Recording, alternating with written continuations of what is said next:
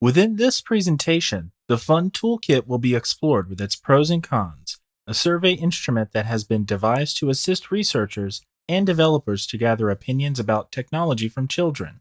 This presentation explains how the Fun Toolkit should be used, as well as discussing in what way, and how the instruments contained within it should be employed.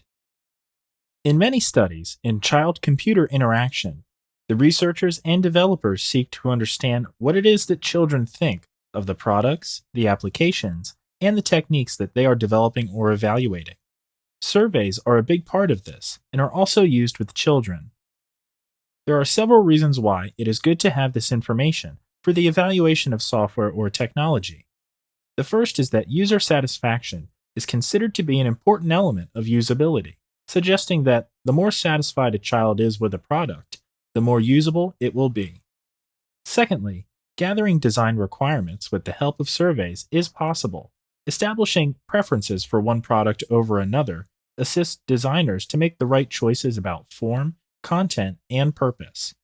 And thirdly, there is a widely held belief that children have the right to be asked about technologies that they will use, and so asking their opinions is essential.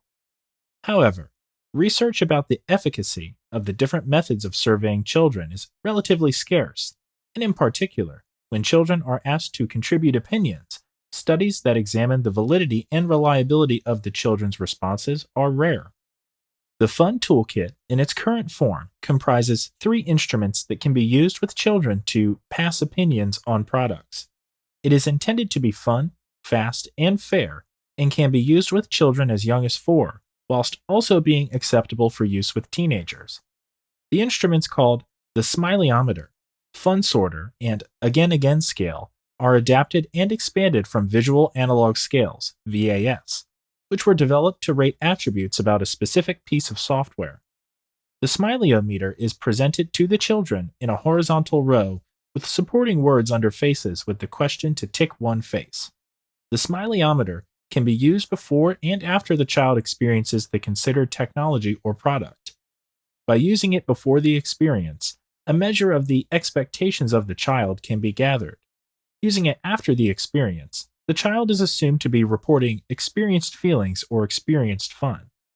If several technologies are being evaluated at the same time, the preferred use of the Smileyometer is to show a single one at a time for each considered product.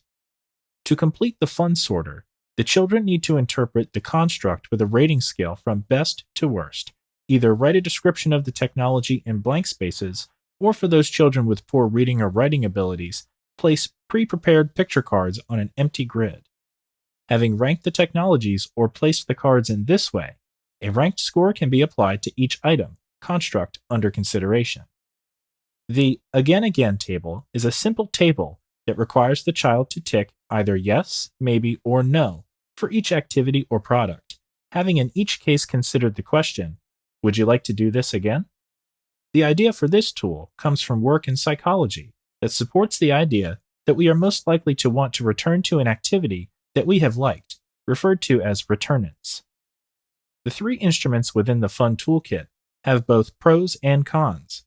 The Smileyometer is easy and quick to use, but the results can be viewed as too positive since the middle option is biased towards the positive side.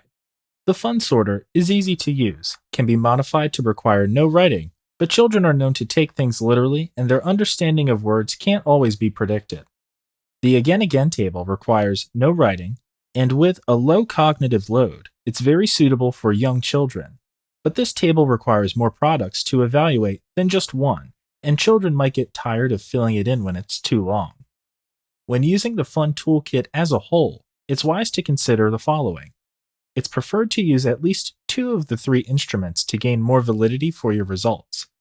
Prepare all materials in advance when using the toolkit. Use images as well as words. And the tool is best suited for an age group consisting of children as young as 4 and as old as late teens. There have been a variety of case studies using the Fun Toolkit, including a study done by Metaxas et al. In 2005. Metaxas used paired Smileyometers to measure expected and experienced fun by asking 12 children aged between 8 and 12 to rate a mixed reality game before and after play. Before the gameplay, the children were given a description of the game, and when it was clear that they understood the game, they were asked to complete the first smiley-ometer. Using an idea that is proposed in the original toolkit, the authors also asked the children to note what they had liked about the game straight after it was played, and then sometime later, they were asked the same question to see what had stuck in their minds. This is referred to as returnance in the original work by Reed. Perhaps success in a survey in child-computer interaction hasn't got to do with the stability of responses or reliability of reports, but is measured by the answers to two questions for the survey designer. These being, did I learn anything useful? Did I do anything useful?